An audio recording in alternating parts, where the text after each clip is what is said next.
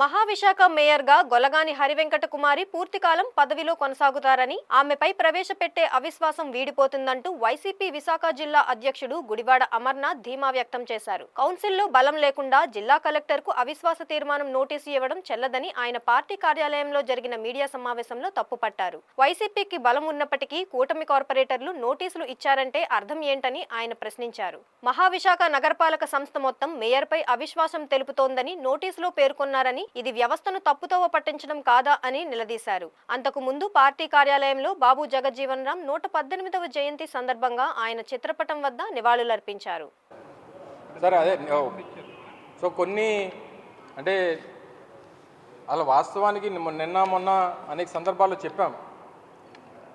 అది జీవీఎంసీలో greater Visakha municipal కార్పొరేషన్లో కూటమి పార్టీలకి, అది ఉన్నటువంటి 3 పార్టీలు ఏవైతే కూటమిగా ఉన్నాయో ఆ 3 పార్టీలకి బలం లేనప్పటికీ వైఎస్ఆర్ కాంగ్రెస్ పార్టీ చెందినటువంటి సభ్యులు, అలాగే వైఎస్ఆర్ కాంగ్రెస్ పార్టీకి చెందినటువంటి సభ్యులు మేయర్గా ఉన్నటువంటి తరుణంలో వారి మీద నో కాన్ఫిడెన్స్ అనేటువంటి దానికి వారు లేఖనివ్వడం జరిగింది. సరే, వారికి బలం ఉండి వారికి అవకాశం ఉండి మాకు బలం లేకపోతే వారు నోటీస్ ఇచ్చినా పర్వాలేదు. వైఎస్ఆర్ కాంగ్రెస్ పార్టీకి బలం ఉన్నా సరే వారు నోటీసులు ఇచ్చారంటే ఏ ఉద్దేశంతో ఇచ్చారనేటువంటి దాని మీద అనేక సందర్భాల్లో దీని మీద మాట్లాడాం. ఏ రకంగా బెదిరింపులు చేస్తూ ఉన్నారు, ఏ రకంగా దౌర్జన్యం చేస్తూ ఉన్నారు, ఏ రకంగా వారిని ప్రలోభ పెడతా ఉన్నారు అనేటువంటి విషయాలు కూడా మాట్లాడాం. తీరా నిన్న కలెక్టర్ గారు 4 రోజుల క్రితం డేట్ కూడా అనౌన్స్ చేశారు. రేపు ఏప్రిల్ 19వ తారీఖు ఉదయం 11 గంటలకి మేయర్ గారి మీద ఇచ్చినటువంటి అవిశ్వాసానికి ఆ రోజు ఎన్నిక ఉంటుందనేటువంటి విషయాన్ని వారు తెలియజేయడం జరిగింది. సో లెటర్ అండ్ స్పిరిట్ ఏదైతే ఉందో దానికి అనుగుణంగా వెళ్ళాలి తప్ప లెటర్లో వారు మెన్షన్ చేసింది ఏంటి, ఇవన్నీ కూడా కొంత కార్పొరేట్లకు ఇచ్చినటువంటి నోటీసులు. సరే, నోటీసులో వాళ్ళు మెన్షన్ చేశారు. ఇందులో జత చేసినటువంటి కాపీలో తీర్మానం అని చెప్పి, రెజల్యూషన్ అని చెప్పి ఒకటి మెన్షన్ చేశారు.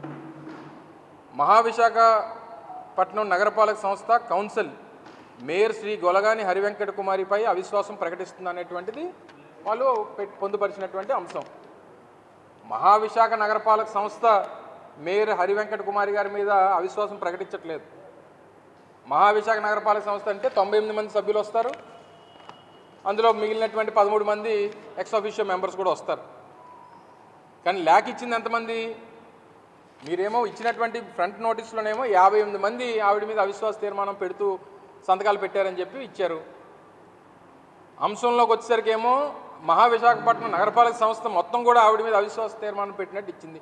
సో ఈ రకమైనటువంటి కన్ఫ్యూజన్స్ని అది మరి కలెక్టర్ గారు సరిచేయాలో, లేకపోతే లేఖలు ఇచ్చినటువంటి నోటీసులు ఇచ్చినటువంటి అధికారులు సరిచేయాలో, ఈ రకమైనటువంటి కన్ఫ్యూజన్స్ ఉన్నాయి. సరే, ఏ కన్ఫ్యూజన్స్ ఉన్నా, వాళ్ళు ఏ రకంగా లెటర్ ఇచ్చినా, ఏ రకంగా వాళ్ళకి నచ్చినటువంటి నోటీసులు ఇచ్చినా చివరికి 19వ తారీఖు ఎన్నిక జరగాల్సిందే. ఎన్నిక జరిగినప్పుడు వాళ్ళకి 2/3 మెజారిటీ వరకు ఉంటే వారు అవిశ్వాసం అనేటువంటిది నెగ్గుతారు. 2/3 మెజారిటీ లేకపోతే అవిశ్వాసం వీగిపోతుంది. వారికి అవసరమైనటువంటి నెంబర్స్ లేవు.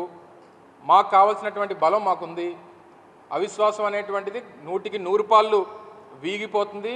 హరివెంకట కుమారి గారు మేయర్ గారే రానటువంటి సంవత్సర కాలం కొనసాగుతారనేటువంటిది వైఎస్ఆర్ కాంగ్రెస్ పార్టీ మాకున్నటువంటి బలం, మాకున్నటువంటి నెంబర్సు, మాతో ఉన్నటువంటి కార్పొరేటర్ల తాలూకా వారి నిబద్ధతతో డెఫినెట్గా మేము దాన్ని కొనసాగిస్తాం. ఇంకో సంవత్సర కాలం కూడా మా మేయర్ గారు కొనసాగుతారనేటువంటి నమ్మకం పూర్తిగా వైఎస్ఆర్ కాంగ్రెస్ పార్టీకి ఉంది. Thank you.